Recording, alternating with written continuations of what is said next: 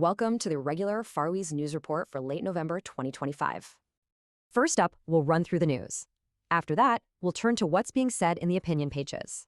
All right, let's get into it, starting with regional security and diplomacy in the North Atlantic.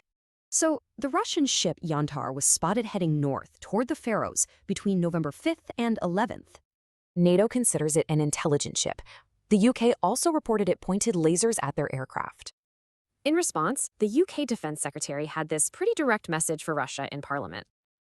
Okay, shifting over to diplomacy. Greenland, Denmark, and the US are getting together in Nuuk. These talks are actually reviving two key forums, one for civilian matters, the other for military. Now for what's happening at home. And we start with a pretty unusual situation in Runavík.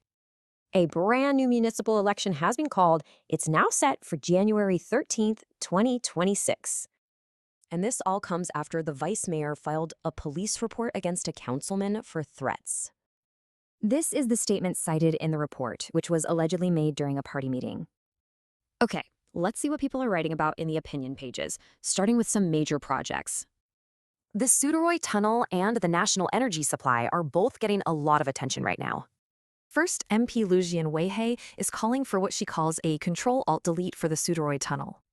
The argument is that the whole project has gone off the rails, lacking transparency and proper studies. On the energy front, a writer is pointing to the massive amount of water pumped from tunnels each year. The idea?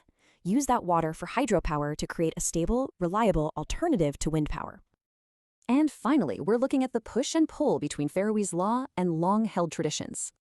A letter from Oliver Wag Hognesson is pushing the Minister of Fisheries to back off a proposed law change. The writer says this change would give the minister total power, effectively erasing established fishing rights. The argument here is simple. If a law clashes with tradition, it's the law that needs to change. Like and subscribe to PalsFundamentals for more content like this. Sources are linked below.